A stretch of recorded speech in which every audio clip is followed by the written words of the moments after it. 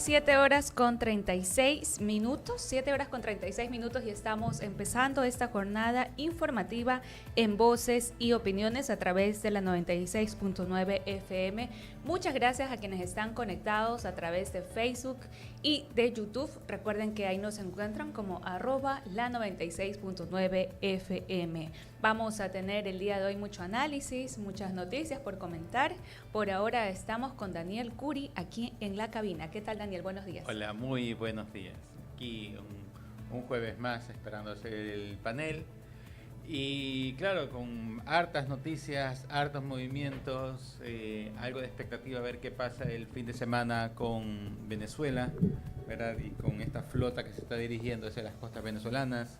La próxima semana tenemos ya la audiencia en la Corte Constitucional respecto a las leyes, ¿verdad?, que ha mandado el presidente Noboa, que fueron pasadas por una asamblea, la ley de integridad, la ley de inteligencia, entre otras. Así es parte de lo que podemos seguir analizando durante esta hora que vamos a estar aquí conectados también en la transmisión de la 96.9 FM. De hecho, también dentro de breves momentos se sumará Miguel Cosaín y Francia Dret también a este panel. Pero antes queremos comentarles noticias que tenemos preparadas para ustedes. Y es que el presidente Daniel Noboa inició ayer su agenda oficial en Argentina con una serie de encuentros empresariales. Durante las reuniones, el mandatario presentó la oferta exportable del país y destacó los beneficios que ofrece Ecuador para la inversión extranjera. Según un boletín compartido por la presidencia, Noboa aseguró ante los empresarios argentinos que su administración promueve el desarrollo productivo bajo los pilares de sostenibilidad, sustentabilidad y rentabilidad con el objetivo de atender las necesidades de la población, en especial de los sectores más vulnerables. También resaltó las acciones emprendidas en seguridad y economía que, de acuerdo con Noboa, han generado confianza y estabilidad, impactando positivamente en el crecimiento productivo. Luis Alberto Jaramillo, ministro de Comercio Exterior, Producción e Inversiones, recalcó la importancia de fortalecer el acuerdo del Mercado Común del Sur, Mercosur, un bloque regional que impulsa la integración económica, política y social. Entre 2023 y 2024, Ecuador recibió $18.6 millones en inversión extranjera directa desde Argentina, principalmente en los sectores de minas y canteras. Eso representó un 83%, mientras que servicios como los empresariales fue 16% y también, llegaron otras actividades que ocuparon el restante por ciento. Eso es un poco en cuanto a la participación del presidente Daniel Noboa. Y tenemos entendido que dentro de los próximos días, luego de Argentina, visitará Japón. Allá tendrá una agenda de aproximadamente 4 días en donde se espera que también haya resultados, sobre todo en materia comercial. Un poco para entender lo que sucederá durante este jueves 21 de agosto en Argentina, tendremos que a las 11 horas el presidente atenderá una entrevista con diario El Clarín. A las 16 horas va a haber un saludo protocolar y foto oficial con Javier Milei, el presidente de la República Argentina. A las 16:30 habrá una reunión ampliada con Javier Milei, presidente de la República Argentina y su comitiva. A las 18:30 un recibimiento y foto oficial con Jorge Macri, quien es jefe, ya les indico, él es jefe de gobierno de la ciudad de Buenos Aires. A las 18:35 habrá una ceremonia de reconocimiento como huésped de honor de la ciudad de Buenos Aires, a cargo también de Jorge Macri, jefe de gobierno de la ciudad.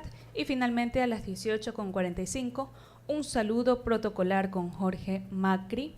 Esto es lo que sucederá este 21 de agosto en Argentina, un poco con la agenda que está cumpliendo el presidente Daniel Noboa.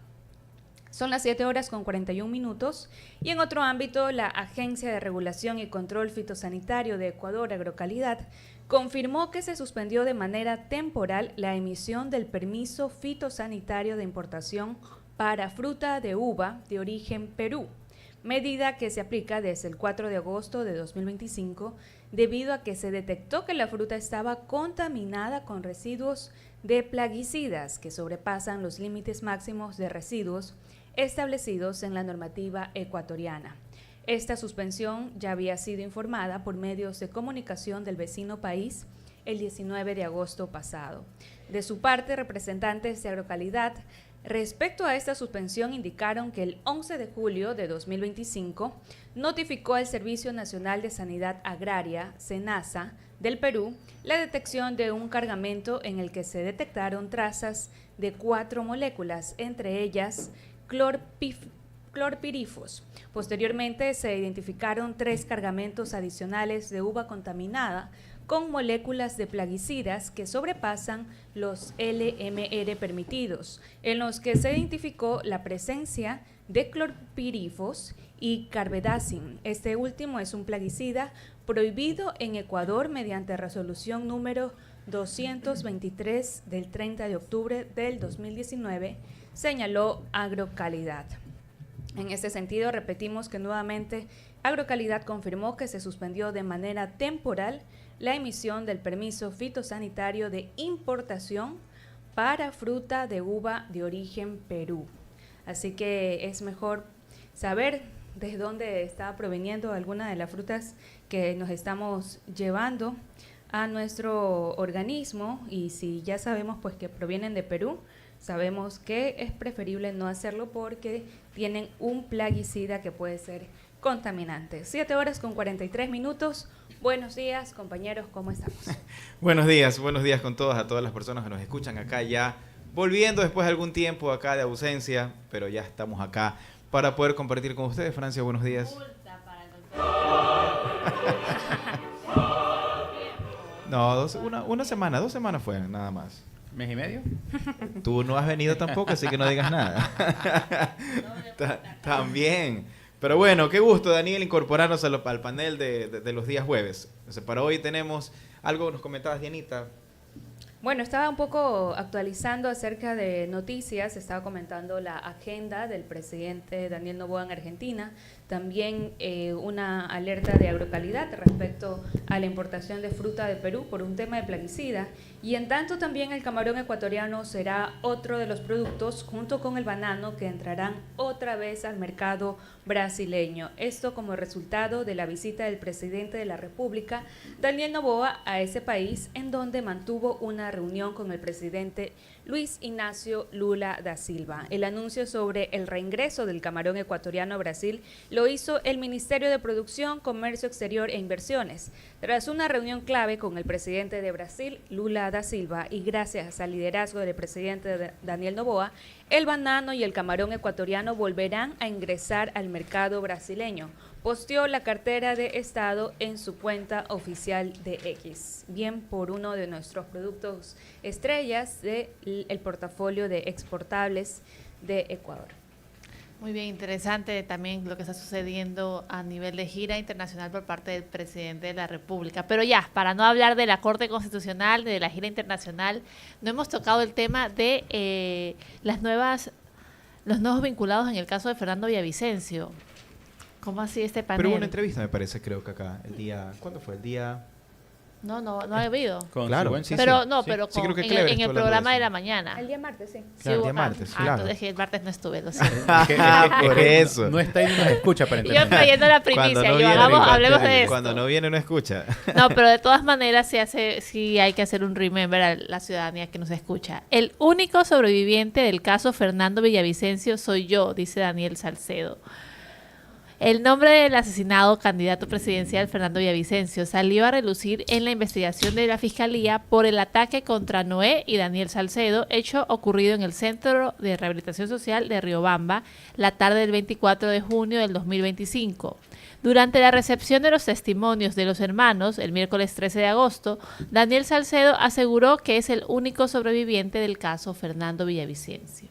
y aseguró que por esta causa él y Noé fueron atacados con cuchillos y un arma de fuego. De esta agresión, ambos responsabilizaron alias Valareso y alias Pocho, cabecillas de la organización criminal Los Lobos, quienes la Fiscalía incorporó como procesados en la investigación, al igual que a una guía penitenciaria que sería pareja de alias Valareso.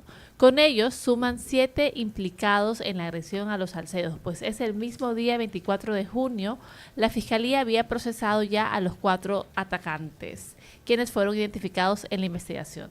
Interrogatorio de Fiscalía. En su testimonio, receptado de manera telemática desde la cárcel 4 de Quito, Daniel Salcedo afirmó que el atentado que sufrió él y su hermano está relacionado con el crimen de Villavicencio. Durante el ataque, señaló en su declaración ante la Fiscalía, uno de los sicarios le apuntó con un arma y le dio un mensaje antes de presionar el gatillo. Fiscalía pregunta, ¿qué acciones concretas realizaron las personas a quienes usted identificó como agresores? Daniel Salcedo, Anthony Sabino fue el que me disparó y la primera vez yo estaba de espaldas y él es quien me menciona, Pepe te manda saludos. Pero la segunda vez ya no estaba de espaldas y la segunda vez salgo a ayudar a mi hermano. Ahí lo veo directo a los ojos a Anthony y me dispara ya directamente cerca de la cabeza y ahí es cuando se le encasquilla la pistola. Fiscalía pregunta, ¿usted escuchó alguna expresión adicional luego de que le dijeron Pepe te manda saludos? Daniel Salcedo responde, no hubo ninguna otra expresión, pero era más que obvio por las amenazas que ya había venido sufriendo desde La Roca, tanto Ronnie Aliaga como José Serrano. Ellos jamás imaginaron que yo iba a sobrevivir, por lo tanto me dieron el nombre de quien había financiado el tema. Fiscalía pregunta, ¿por qué fue trasladado a la cárcel de Riobamba? Y Daniel Salcedo responde por motivos de seguridad, ya que en La Roca, cuando estábamos en una visita de abogados, se me acercó el abogado de Jorge Glass y me dijo, Ronnie Aliaga junto con Serrano te mandan a decir que cuidado con tu boca. Mi abogado Daniel Santiago Vivanco estaba como testigo de lo que me dijeron. Y aquí yo pregunto, ¿qué tan válido? Los abogados. No, y que un testimonio de una persona que ya está condenada podría ser medio de prueba suficiente para procesar a otras personas. O sea, medio de prueba suficiente, no tanto, pero sí es factible que pueda rendir alguna versión o ser igualmente, sí creo que pieza clave, básicamente, si es que va a ser investigado también, de lo que vemos, la formulación de cargos está también para él, ¿no? Johnny, ¿en qué cámara estamos acá? No, lo interesante es, claro, ya es un testimonio anticipado y hay que ver qué otras pruebas hay, porque además de este testimonio anticipado está el otro testimonio anticipado de uno de estos abogados que estaban metidos en Metástasis, que también corroboró un poco lo que dijo Daniel Salcedo. Y claro, involucran a Jorge Glass, a José Serrano, a Ronnie Aliaga, a Daniel Salcedo, obviamente, dentro de todo este esquema criminal, a Javier Cordán también, y lo que va a ser interesante es ver si es que cuentan con más información, a más de estos testimonios anticipados, si es que han conseguido documentos. ¿Pero no creen que deberían ser corroborados esos testimonios? Lo que pasa es que igual, pero me parece que hay un acuerdo de cooperación eficaz con él, creo, ¿o no? No solamente hubo el testimonio anticipado. Hasta ahora lo que yo tengo conocimiento solamente del testimonio anticipado y hay que ver el día de la audiencia qué más presentan, ¿verdad? Si es que va a haber más pruebas que la Fiscalía diga para justamente hacer esta vinculación y claro, porque no creo que los vinculen únicamente con un testimonio anticipado, no creo que sea suficiente. Y parece extraño de que no lo hayan vinculado a Glass, pese a que dentro de las declaraciones constantemente lo dijeron.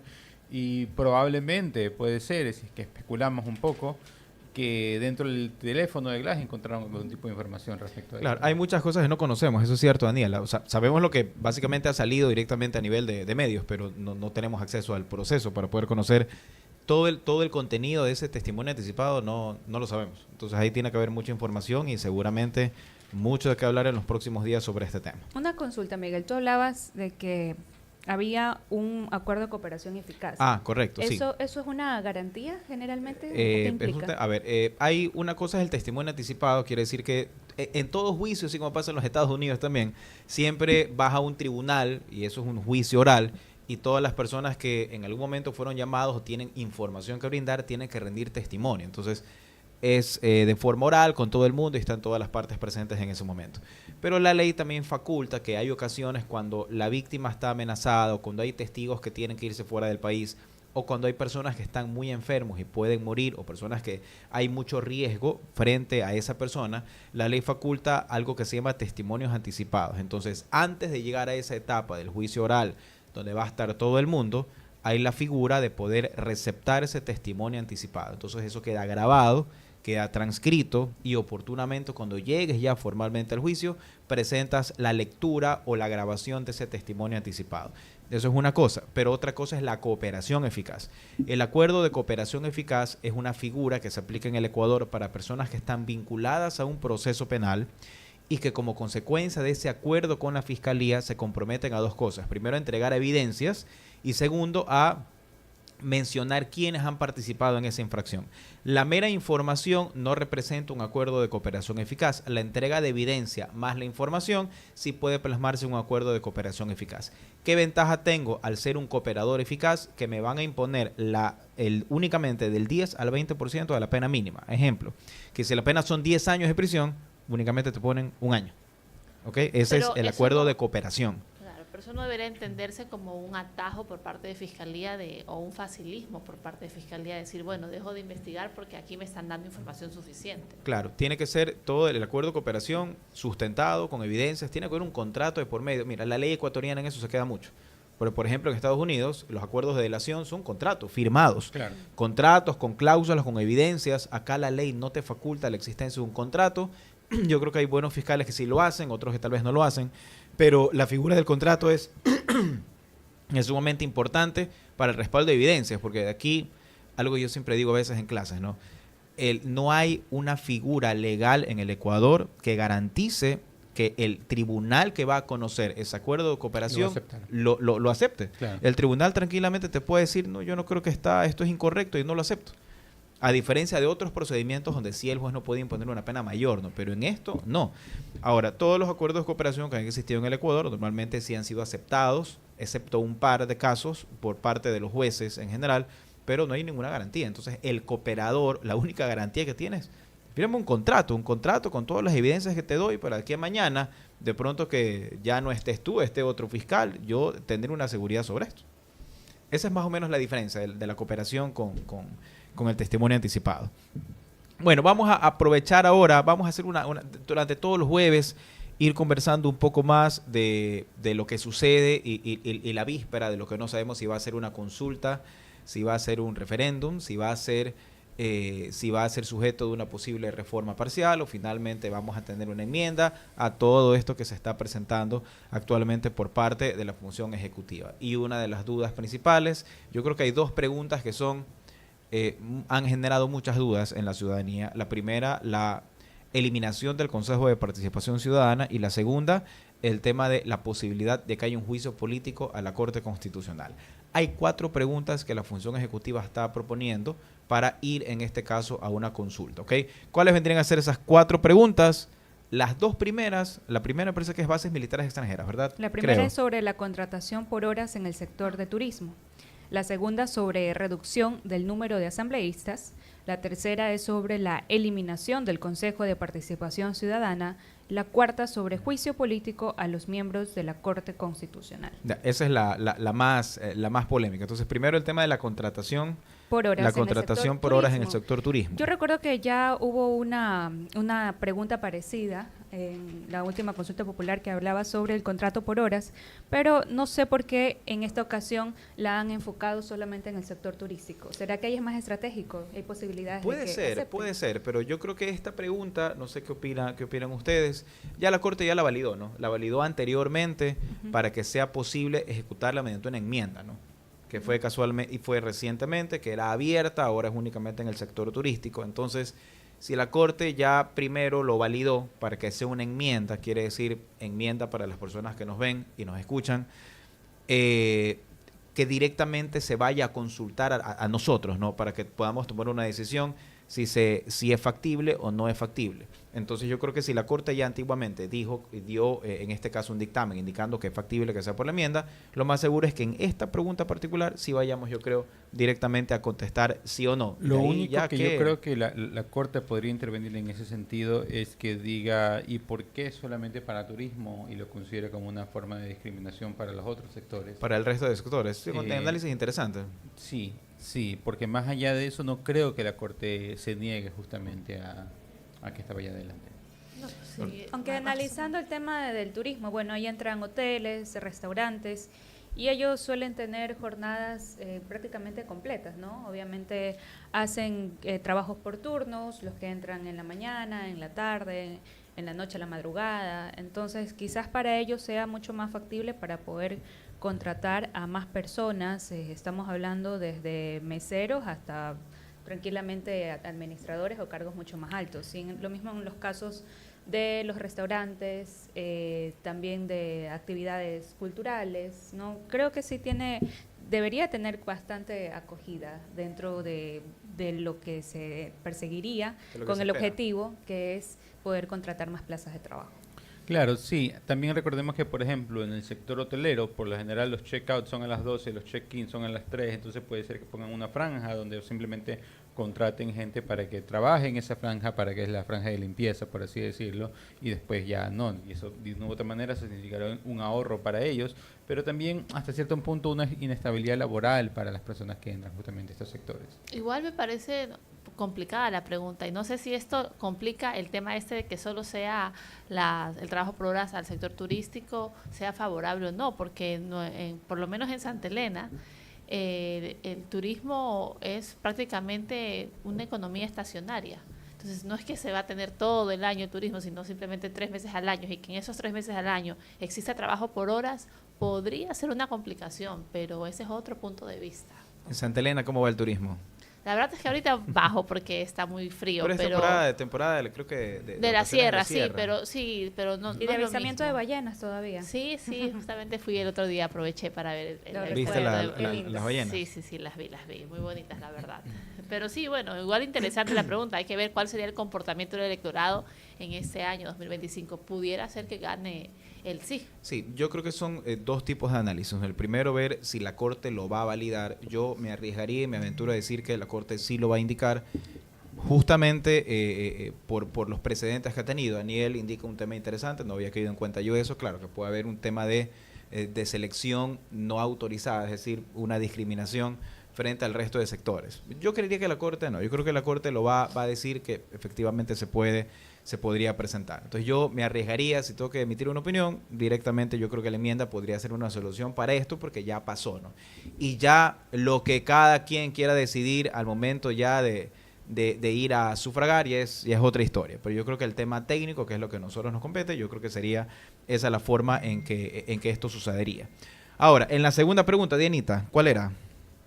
Por supuesto, en la segunda pregunta tenemos, bueno, es que en realidad son bastante amplias, pero en resumen es acerca de la reducción del número de asambleístas. Reducción del número de asambleístas, enmienda, reforma, enmienda. Yo creería acá realmente que sí debería ser igualmente aquí una reforma parcial. No creo que la Corte lo haga directamente a través de enmienda, porque al reducir el número de asambleístas, obviamente se está tocando lo que tiene que ver con la conformación directamente de la Asamblea Nacional y una democracia participativa. Entonces, yo creo que en este caso la Corte podría decir, ¿saben qué? Aquí sí no una enmienda, sino forzar a una reforma parcial. ¿Por qué una reforma parcial? Para que se tramite a través de la propia Asamblea Nacional, que la propia Asamblea Nacional en 2 debates, promedio de 90 días, finalmente tome una decisión y luego de eso la Corte lo pueda verificar. Creería yo que por ahí va el camino y ahí sí te suspende un poquito todo, porque yo creo que más o menos unos 5 o 6 meses. 5 o 6 meses hasta que esto pueda pasar. Y yo creo que lo mismo podría ser, y de hecho la Corte aquí ya se pronunció con la tercera pregunta. ¿Cuál es la tercera pregunta? Sobre la eliminación del Consejo de Participación Claro, Ciudadana. a ver, esto lo hemos hablado aquí, se ha hablado en todos lados, en diferentes medios. La academia se ha pronunciado mucho sobre esto, si el Consejo de Participación cumple o no cumple su rol. Así que antes de analizar esto, ¿cumple o no cumple el rol del Consejo de Participación? ¿Cumple o no cumple? ¿Funciona o no funciona? Yo creo que ya perdió bastante legitimidad y ya una institución que pierde legitimidad creo que ya se vuelve innecesaria. Sí, ya ha demostrado que ha estado politizada, no digo en el actual periodo, pero durante muchos años desde el sacerdote, el cura Tuárez. Pero si hablamos de politizarse, en la reforma va toda la asamblea totalmente político. O sea, entonces, pero realmente funciona o no funciona el Consejo de Participación, bueno, eso ya es otra historia, pero bueno, la Corte Constitucional sobre esto en el año 2019, si la memoria no me falla, ya también se pronunció sobre la posible eliminación o traslado de funciones del Consejo de Participación. O sea, ya lo ha hecho, ¿no? A ver, en la eliminación, en el 2019 la Corte, al hablar de la palabra eliminar, dijo, ok, eso tiene que ser reforma parcial. Se puede ir a través de reforma. Y cuando Guillermo Lasso hizo la última consulta, la Corte sí validó la enmienda, pero la enmienda no era suprimir el Consejo, sino mantener el Consejo y restarle funciones. Entonces son dos temas diferentes, la supresión del Consejo y la eliminación de sus funciones. La supresión del Consejo de Participación Ciudadana, como la Corte ya lo ha dicho en el año 2019, yo creo que lo más seguro es que lo envíe a través de reformas parciales. Y el traslado de las funciones, es decir, quitarle funciones, mantener el Consejo, sería en todo caso, yo creo que sí iría aquí a una enmienda. Tal vez para las personas que nos escuchan de pronto se preguntarán, pero ¿cuál es la diferencia entre la enmienda y la reforma? La enmienda es mucho más rápida, porque una de las posibilidades de la enmienda es que les consulten a ustedes directamente, que ustedes vayan y digan sí o no. Esa es la enmienda, es mucho más rápida. La reforma parcial todavía no les van a preguntar, sino que primero la Asamblea tendría que armar 2 debates, discutir el proyecto, aprobarlo, devolverlo a la Corte Constitucional y luego la Corte mandarlo al CNE para que vaya directamente al tema del referéndum aprobatorio finalmente. Entonces, por eso un esquema de tiempos, yo digo siempre no menos de unos 6 meses. 6 meses, 3 meses de pronto que demore justamente en la Asamblea, porque dicen que son exactamente 90 días. Y una vez, hasta que se vaya a la Corte, que la Corte Constitucional lo valide, y hasta que se vaya al CNE hay 45 días más. Yo soy mal matemático, 90 más 45, ¿cuánto sería? Chuzo, me le pregunta a la persona equivocada, doctor. ¿Cuánto? 135. 135. ¿Y eso en meses cuánto sería? 2 meses, 15 días. 2 meses, 15 Perdón, días. no, No, meses, 15 días. te falla, no. 4 meses, 15 días. 4 meses, 15 días. 4 meses, 15 días, pero así por reloj. De ahí hasta que se demoran, te caen el proyecto y todo lo demás, yo por eso calculo 6 meses. 6 meses promedio, ¿no? Promedio. Pero yo pregunto, ¿no creen que tal vez Daniel Noboa tiene el tiempo muy cortito para hacer ese tema de las consultas populares, enmiendas, reformas? ¿En qué momento él va a ver, digamos, los frutos de estos nuevos cambios? Claro, es que para eso es la posición que va a tener que tomar la Corte, ¿no? La Corte así funcionan las reglas. La Corte es la que dice por qué camino finalmente es el que se tiene que acudir. Entonces yo creería, la Corte puede decir, de las 4 preguntas, ok, y ojo que me he olvidado de un tema también importante, ya también hay en el cajón, por así decir, o ya aprobadas, porque sí o sí vamos en diciembre, alisten ya el certificado de nueva votación en plasticador. En diciembre vamos obligatoriamente, porque hay que votar sobre el tema de la reforma de las bases militares extranjeras y el financiamiento de los partidos políticos. Eso ya está. Y los casinos. Pero ¿se presentó finalmente el tema de los casinos? Sí, aquí justamente les tengo ese dato. En el paquete enviado a la Corte no consta la pregunta sobre la autorización del funcionamiento de los casinos y las casas de juego en Ecuador. Este es un tema que ya había intentado enviar Noboa en el pasado proceso de consulta popular y que, bueno, finalmente desistió. Lo cierto es que la pregunta sobre los casinos sí fue entregada por Noboa el pasado 8 de agosto para el control respectivo de la Corte. En dicha pregunta, el mandatario propone permitir los casinos en el país solo en hoteles categorizados con 5 estrellas, negocios que entregarán un impuesto del 25% sobre sus ventas al Estado. Es decir, que es algo aislado, ¿no? Lo hizo unos días después de las preguntas específicas de la consulta popular. Claro, lo que pasa es primero, acuérdate que salieron como 7 preguntas que se habían anunciado y finalmente a la Corte llegaron únicamente, creo que las 4 que indicaste. Entonces ahí no está el tema de los casinos. Pero sí vamos a ir en el tema de financiamiento, bases militares, las bases militares extranjeras y el financiamiento de partidos políticos suprimidos por inyección del Estado. Eso vamos a ir. Entonces, ahora, ¿qué es lo que la Corte también puede hacer, no? Si valida estas por principio de concentración y para flujo económico, decir, bueno, las que van para enmienda directamente pueden ir ahora para diciembre. O sea, la Corte puede decir eso. Y las que van a ir a reforma, la Corte emitirá un dictamen y que pronto obviamente se va a conocer, ¿no? Recuerden que hay 20... ¿Qué fecha se presentó esto? Hay 20 días para que la Corte se pronuncie. Ya mismo. O sea, ya estamos ya cerca. Ya son 20 días en que la Corte debería... No hay un término específico, claro, por si acaso en el tema de la ley que faculte de esto, pero yo decía en una entrevista, me parece, desde el año 2000, ¿cuándo fue la consulta? En el año 2017 o 18, la consulta de Lenny Moreno del Consejo de Participación, que podía ser un Consejo de Participación extraordinario que evalúe, ¿cuándo fue? ¿2017 o 2018? Creo. 2018, claro. Ahí, a raíz de ese momento, hay una disposición en la Ley Orgánica de Garantías que habla de los controles al referéndum, que le da el tiempo máximo a la Corte, que es un término de 20 días para que se pronuncie. Y justamente esa Corte Constitucional no se pronunció en los 20 días y entró por el Ministerio de la Ley y se publicó el tema de la consulta. Entonces, a raíz de ese momento, hay un antes y un después, porque el reglamento de la Corte daba más tiempo y era lo que estaba acostumbrada la Corte, pero a raíz de ese caso todo fue cambiando. Entonces hay que ver cuándo se presentó esto y si ya está cerca o no de que se marquen estos 20 días para que la Corte se pueda pronunciar. Solamente para hacer una precisión, aquí en la nota señala que hay 4 preguntas de referéndum y una que tiene que ver con la consulta popular de los casinos. Entonces, pero ya se presentó la pregunta de los casinos, ¿o no? Sí, ya se presentó. Ya está presentada, entonces. Sí. Ya, correcto. Entonces, ahí pero sí hay la diferencia diferencia entre consulta popular y referéndum. Correcto. A ver, el tema del la referéndum. consulta popular no va a hacer ningún tipo de cambio en la Constitución, simplemente va a ser una consulta a la ciudadanía sobre esa opción. Lo que pasa es que recordemos que la prohibición de los casinos también fue motivo de una consulta en la época de Correa, entonces para revertir esa decisión del pueblo hay que consultar al pueblo mismo. ¿Y en los referéndums no se aplica eso? Es que el referéndum va dirigido a un cambio de la norma constitucional, entonces como en los casinos no hay una disposición constitucional que lo prohíba, es simplemente como una forma de consulta al pueblo, como fue también el tema de los toros en su momento. O sea, el referéndum, Dianita, y la consulta, por así decir, utilizan la misma vía, que es preguntarnos a nosotros. O sea, el concepto de referéndum y el concepto de consulta es ir a las urnas y decir sí o no, conforme al anexo, igualito. La diferencia conceptual es que el referéndum, como te decía Daniel, sí hace un cambio, en este caso en la Constitución. Si tú dices sí, ese anexo cambia la Constitución. En la consulta no se toca la Constitución, simplemente dice sí o no, si quieres que algo se haga o no se haga. Perfecto, válidos también conocer acerca de estos términos legales. Son las 8:08 y el tiempo se ha pasado, pero es momento de hacer una pausa comercial y al volver tendremos más análisis en Voces y Opiniones.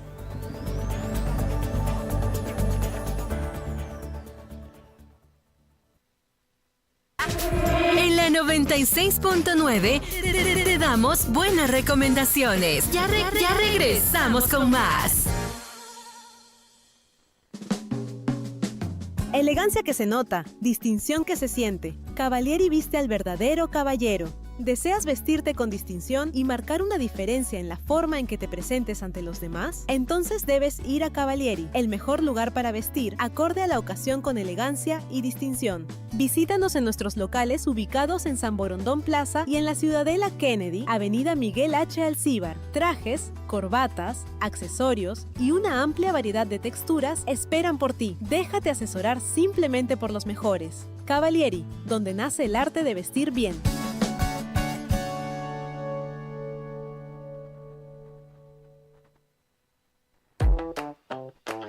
¿Alquilas tu casa y quieres evitar complicaciones con el servicio eléctrico?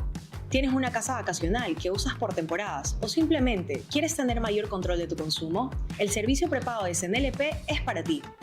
Todos tus inquilinos recargan según sus necesidades, con total independencia.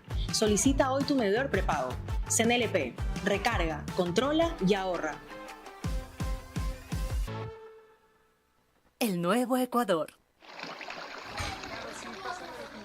Lo que tiramos por el desagüe de cocinas, baños, talleres y patios no desaparece. Pañales, aceites, restos de comida, preservativos, todo eso y más afecta al sistema de alcantarillado de la ciudad. En Interagua trabajamos todos los días para mantenerlo en perfectas condiciones. Pero necesitamos de ti, porque la simple decisión de disponer adecuadamente los desechos puede evitar obstrucciones, malos olores y problemas en las redes. Cuidar el alcantarillado es un trabajo en equipo. Juntos, Guayaquil avanza. Juntos, el agua sigue. Interagua, el agua de los guayaquileños.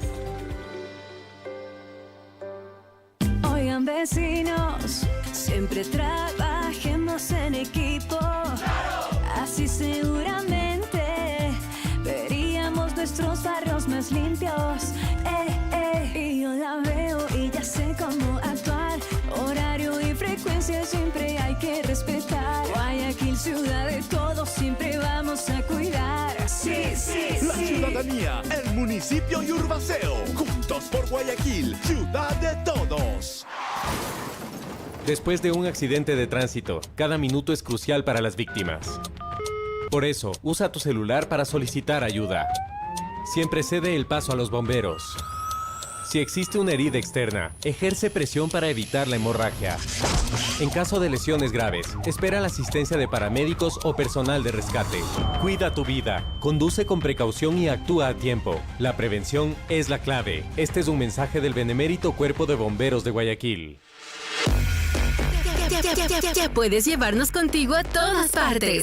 Visita www.la969.com y vive la experiencia dinámica, interactiva y totalmente en vivo de la 96.9 FM. Escucha tu programación favorita. Entérate de lo último en noticias. Participa en concursos y accede a contenido exclusivo. Todo desde un solo lugar. www.la969.com. Conéctate, explora y siente la radio como nunca antes. La 96.9 FM.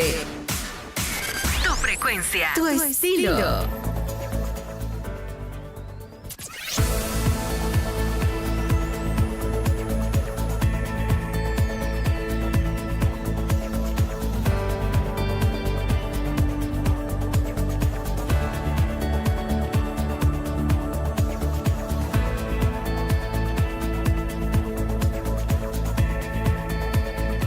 8:12 minutos, amigos, y continuamos informándoles aquí en Voces y Opiniones a través de la 96.9 FM y sus canales de transmisión como Facebook y YouTube. Ahí nos encuentran como @la 96.9 FM. En esta jornada de jueves 21 con panel completo, nutrido, por supuesto con los especialistas. Falta Mireli. Ay, es verdad, estamos Mireli, casi completos. esperamos a Mireli. Bueno, Mireli, mandamos un abrazo, estaba con su hijita enferma, por eso no pudo venir acá. Hoy está justificada Mireli. Hay que ver si Mireli sí nos escucha, no es como Francia, cuando viene no nos escucha, ¿no? Hay que ver si Mireli sí nos escucha. Pero es porque cuando falto es porque en serio tengo algo que hacer, entonces la verdad no puedo, por eso no nos escucha. Exactamente, no es porque... Okay. Antes de seguir con la información, quiero hacerles una recomendación, amigos. La elegancia que se nota y distinción que se siente es porque Cavalieri viste al verdadero caballero. Deseas vestirte con distinción y marcar una diferencia en la forma en que te presentes ante los Cavalieri, el mejor lugar para vestir acorde a la ocasión con elegancia y distinción. Visítenos en nuestros locales ubicados en San Borondón Plaza y en la Ciudadela Kennedy, Avenida Miguel H. Alcíbar. Trajes, corbatas, accesorios y una amplia variedad de texturas esperan por ti. Déjate asesorar simplemente por los mejores. Cavalieri, donde nace el arte de vestir bien. Así que ya saben, si desean estar como el doctor Daniel Curi, por favor vayan a Cavalieri. Como el doctor Miguel Constaín. Usted va a Cavalieri. Corbata, Cavalieri, todo. Aquí estamos siempre el mejor asesoramiento, la mejor recomendación para el tema de trajes. Vayan siempre a Cavalieri. Bueno, vamos a entrar estos últimos minutos a uno de los temas más delicados que han existido. Acá nosotros, lejos de indicar o marcar una posición realmente si se puede o no, si es conveniente o no, lo que vamos a hacer simplemente es hablar o explicarles cuál es el contexto de la pregunta más polémica que existe. La cuarta pregunta existente dentro de esta... ¿Se nos va Johnny? No se vaya, Johnny. Huyó Johnny. Vamos a hablar de la puta que se fue. Se fue. Bueno, entonces... Pero se nos fue porque hay que poner las claquetas, pues. Entonces, pero... Justo ahorita hay que poner las cuadrillas. Vamos a hacer una explicación concreta que no vamos a terminarla hoy hasta las 8:30 de la mañana. Es imposible en 15 minutos verlo. Pero sí vamos a hacerlo secuencialmente en los próximos días jueves, que vamos a estar todos, para ir desarrollando poco a poco esto, ¿no? Entonces, La pregunta número 4 que Dice se lo aparece... siguiente, les comento cómo está formulada. ¿Está usted de acuerdo con que los jueces de la Corte Constitucional sean también considerados como autoridades sujetas a juicio político, enmendando la Constitución de conformidad con el anexo de la pregunta? Según el artículo 431 de la Constitución, los miembros de la Corte Constitucional no estarán sujetos a juicio político, pero tienen los mismos controles que el resto de autoridades públicas y deben responder por sus actos u omisiones. En caso de responsabilidad penal, los jueces constitucionales solo pueden ser acusados por el fiscal general y serán juzgados por el Pleno de la Corte Nacional de Justicia. Su destitución es decidida por las 2/3 partes de los integrantes de la Corte Nacional de Justicia. Eso hasta ahora. Bien, entonces lo que se propone, y teníamos unas gráficas para ponerles a las personas que nos están viendo ahora, porque hay que ir analizando poco a poco esto, ¿no? Y la reforma o el anexo propone reformar el artículo 131 de la Constitución. Actualmente, ¿qué nos dice el artículo 131 de la Constitución? Como está hoy redactado este artículo 131. La Asamblea Nacional podrá proceder con el enjuiciamiento político a solicitud de al menos una cuarta parte de sus miembros y por incumplimiento de las funciones que se le asignan a la Constitución, a la ley, ¿a quiénes? Ministros de Estado, Procurador General del Estado, Contralor General del Estado, Fiscal General del Estado, Defensor del Pueblo, Defensor Público, Superintendencias, Consejo Nacional Electoral, Tribunal Contencioso Electoral, Consejo de la Judicatura y Consejo de Participación Ciudadana y Control Social. Son las autoridades sujetas a un juicio político. Eso es lo que indica básicamente actualmente el artículo 131. También dice cuántos votos necesitas para poder generar este juicio político. Para proceder a su censura y destitución se requiere el voto favorable de la mayoría absoluta de los miembros de la Asamblea Nacional, excepto ministros, función electoral y Consejo de la Judicatura. Aquí hay que hacer la primera explicación para todos. ¿Qué es una mayoría absoluta y qué es una mayoría calificada en la Asamblea Nacional? ¿Ok?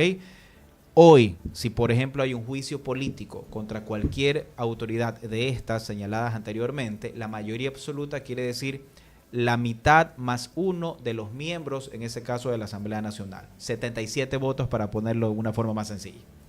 Pero cuando son ministros de Estado, cuando es función electoral y cuando es Consejo de la Judicatura, no se van a requerir 77 votos, sino 2/3 partes de la Asamblea Nacional. Eso quiere decir que son 101 votos. ¿Ok? Eso es lo que existe el día de hoy en la Constitución.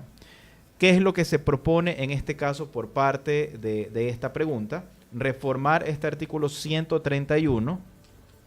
Y para reformarlo, en la misma lectura que habíamos hecho, en lugar o luego del Tribunal Contencioso Electoral, incluir la palabra Corte Constitucional. Es decir que la Corte Constitucional entraría, si esta pregunta se aprueba, a ser susceptible del juicio político. Y aquí viene la primera duda.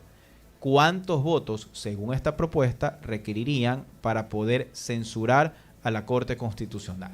Ok, llegó Johnny, ahora sí, al fin.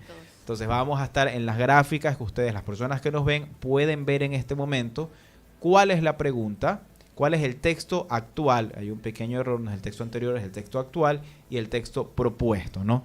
Entonces, la pregunta viene a ser, según la propuesta, ¿con cuántos votos se va a requerir para poder generar la censura a la Corte Constitucional? Es el primer punto de discusión y que ha generado mucho debate.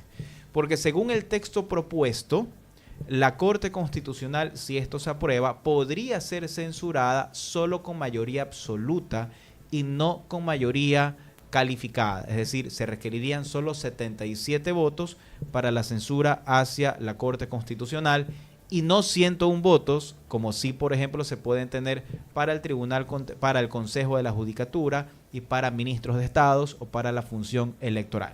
Eso es lo primero que se establece directamente a través de esta propuesta. Hasta este punto, opiniones. ¿Qué consideran? Solamente sobre esto, antes de entrar directamente al tema de fondo, sobre esta estructura. sobre quiénes están actualmente sometidos a juicios políticos y cuál sería el cambio de aprobarse la pregunta. Claro, básicamente los votos, ¿no? Vamos a obviar el tema de si realmente es conveniente o no. Yo creo que aquí hay dos temas importantes. Una discusión es ver si esto es conveniente o no. Y otra discusión que viene a ser la académica en el sentido de que de cómo está estructurada en este caso la propuesta, Claro. ¿no? Eso vamos a entrar en el segundo punto. En el primero obviamente no nos compete a nosotros. Claramente es una cuestión conveniente, pero sí hay que tener un estándar más alto y para ello sí que debería haber una mayoría calificada y no solamente una mayoría de 77 votos, sino que se debería contar con esos extras, por así decirlo, para tener mayor rigurosidad justamente en este tipo de procesos. O sea, primero el tema de forma, yo coincido contigo. Si, por ejemplo, si el Consejo de la Judicatura requiere 101 votos. Exacto. Sí. Y es básicamente la Corte de Constitución no puedes tener 77 votos. Debería, únicamente el tema de formas, no estamos hablando del tema de fondo, simplemente el tema de formas. Ahí creo yo que hay un tema interesante que analizar. No deberían ser 77, deben ser al menos 101 votos, pero sin embargo no sabemos si fue un error al momento de presentarlo o esa es la intención de poderlo realizar, ¿no? Claro, y la cuestión extraña, por así decirlo, es que si vamos desde la perspectiva de los fallos que ha tenido la Corte Interamericana respecto a los juicios políticos que se le han hecho a tribunales y que han llegado a su conocimiento, por lo general, ¿qué es lo que nos dice la Corte Interamericana? Nos dice muchas veces, a ver, cabe un juicio político, puedes hacer un juicio político, pero tienes que tener alguna serie de causales para este tipo de cuestiones, porque son órganos de la función judicial, de una u otra manera, son funcionarios que administran la justicia y, por lo tanto, tienen que tener estas garantías de los principios de valor, tienen que tener estas garantías de independencia, porque si no, si son sometidos a la arbitrariedad política, entonces no van a ser realmente independientes. Entonces, tienen que ser solamente para cuestiones disciplinarias graves o por ejemplo, manifiesta incompetencia. En ese orden de ideas, interesante lo que menciona Daniel. En ese orden de ideas, por ejemplo, Daniel, ¿qué causales se te ocurriría? Porque ya existen los jueces de Corte Constitucional, están sometidos igual al Código Orgánico Integral Penal y también pero claro, si es que ellos cometen un delito, el procedimiento para juzgarlos es completamente extraordinario, porque dependerá de la propia Corte Constitucional decidir si es que se los puede enjuiciar o no penalmente. Y es algo que ya existe. Es algo que ya existe. Hoy, los jueces, si cometen un delito, responden penalmente. Responden, pero siempre y cuando ellos mismos se den la autorización para responder. Entonces, ahí es cuando tenemos justamente este problema de que ellos mismos establecen el control a ellos. No es que van por de que tienen que, por ejemplo, en el caso de que la Asamblea les dice levanta la inmunidad parlamentaria, por ejemplo, pero hay casos para los que no funciona eso de ahí. En el caso de la Corte Constitucional no. Entonces sí parece ser que hay un organismo omnipotente más allá de los controles, y es un poco lo que preocupa a la ciudadanía y es un poco lo que está en el núcleo del debate o el debate detrás del debate. Claro, pero entonces, ¿cómo se garantizaría la independencia judicial o que en todo caso la actividad jurisdiccional no se vea afectada por ya sea la mayoría o sea... Sí. O sea vamos a ir viendo, vamos viendo poco a poco el tema de cuáles son las causales que se proponen, ¿no? Las causales para poder aparentemente llegar a esta posibilidad de censurar, ¿no? Y ahí vamos a ir viendo lo que tú decías también, Daniel, porque de hecho es una causal que se propone en la reforma. Desde Anita que se muere de frío. De que no le bajen tanto. Bueno, hay 3 causales que se proponen directamente acá en la propuesta. Vamos a la siguiente lámina para que todos lo puedan ver, por favor, Johnny. En lo que tiene que ver, hay 3 causales específicas, ¿no? Primero, el relativo incumplimiento de funciones, ¿ok? Aquí en la lámina van a ver claramente esto, lo que tiene que ver con el incumplimiento de funciones, es la primera causal. La segunda causal, ya vamos a desarrollar esto, la segunda causal, el haber cometido delitos y que estos tengan una sentencia ejecutoriada, esta es la segunda causal. Y en tercer lugar, la arrogación de funciones. Eso es lo que se propone directamente como causales para la sanción de los jueces de la Corte Constitucional. Repetimos, primero, lo que es el incumplimiento de funciones. Segundo, el cometimiento de delitos mediante sentencia ejecutoriada. Y en tercer lugar, el tema de la arrogación de funciones. Y hay una aclaración importante que aparece en el anexo de la pregunta y es taxativo. No constituye causal de juicio político la discrepancia basada en las decisiones jurisdiccionales. Es decir, en términos sencillos, no se puede llevar a juicio político a la Corte Constitucional por el contexto de sus fallos. Eso es algo que básicamente está, o por así decirlo, que estaría prohibido según los anexos de la pregunta. ¿Ok? Entonces, eso es lo que se propone. Ahora bien, vamos a ir analizando entonces lo primero, ¿no? El tema de qué se entiende o qué es. ¿Cómo puedo considerar la violación flagrante y reiterada en el cumplimiento de los deberes o las atribuciones? Aquí viene la primera duda que yo planteo. ¿Es lo mismo hablar de deberes y atribuciones? Son dos cosas diferentes. ¿Y en qué parte de la Constitución y en qué parte de la ley los tenemos? Entonces yo siempre he dicho que una cosa siempre son los deberes, otra cosa son las atribuciones y algo muy distinto son las funciones.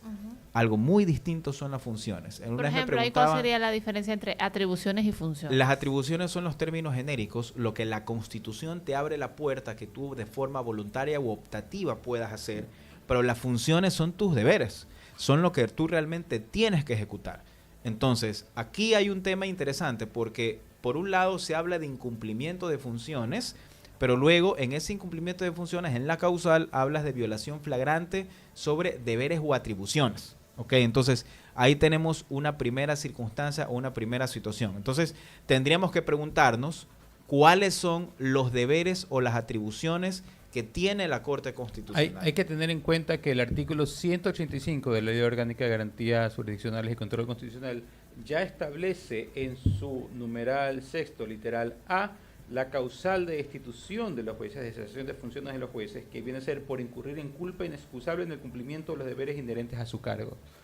Es decir, en la actualidad ya existe esa causa como una forma de destitución de los jueces, solamente que ya ese proceso no se lo haría mediante la propia Corte Constitucional, sino que se lo estaría trasladado el juzgamiento de este incumplimiento de los deberes a la Asamblea.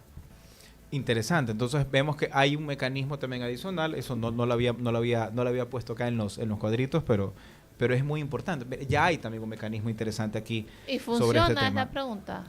Ya vamos a llegar a todos esos supuestos. Lo que pasa es que solo la propia Corte obviamente puede generarlo y hay que ver también a través de todos los fallos que ha dictado la Corte sobre esto para ver hasta qué punto tiene que tener alcance y sobre todo la efectividad.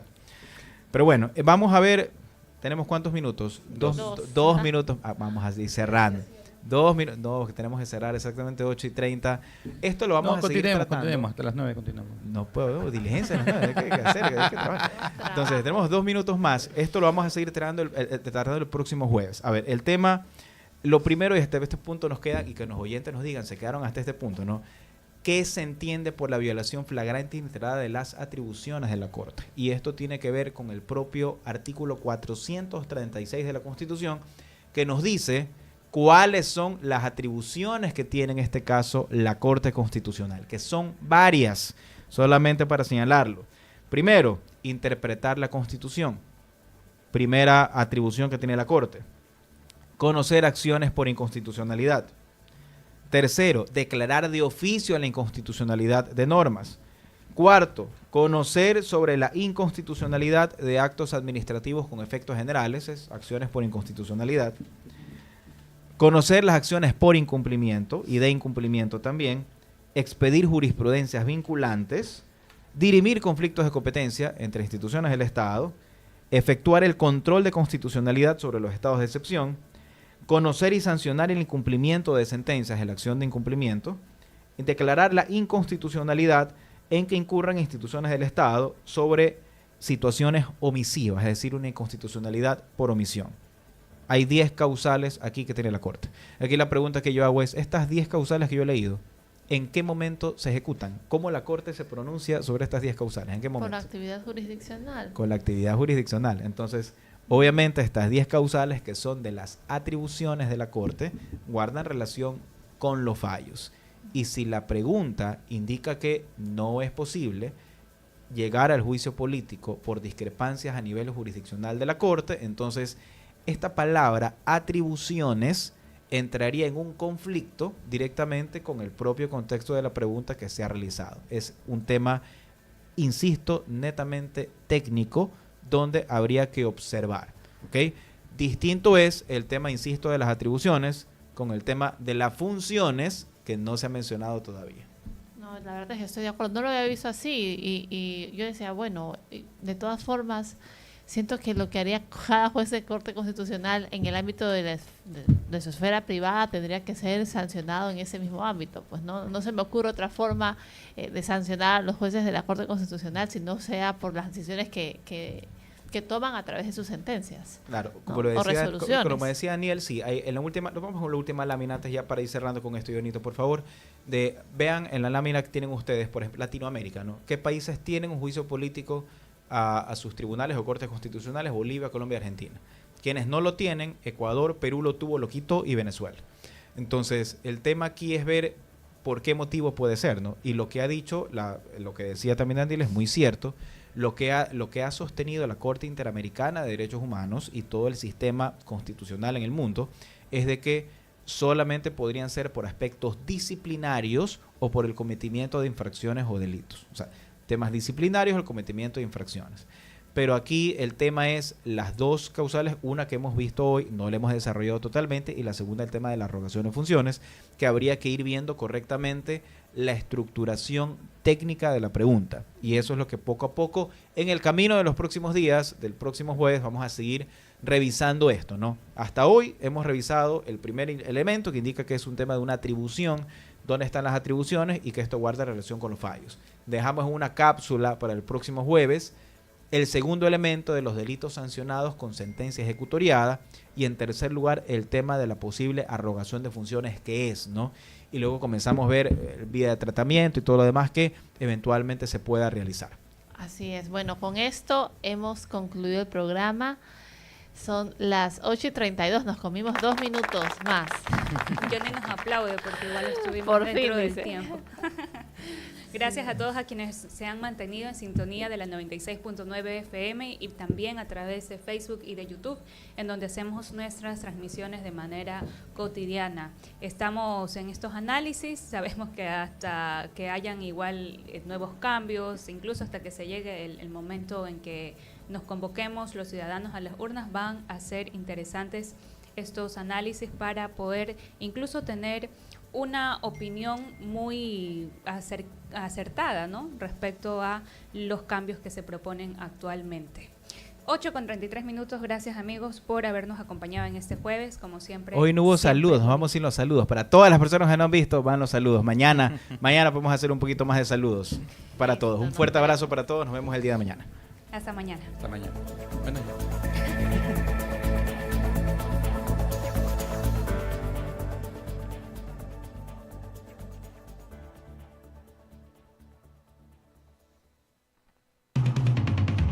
La información con un contexto inigualable y diferente. Voces y opiniones de nuestro entrevistado del día. Voces y opiniones. El segmento de entrevistas y análisis de noticias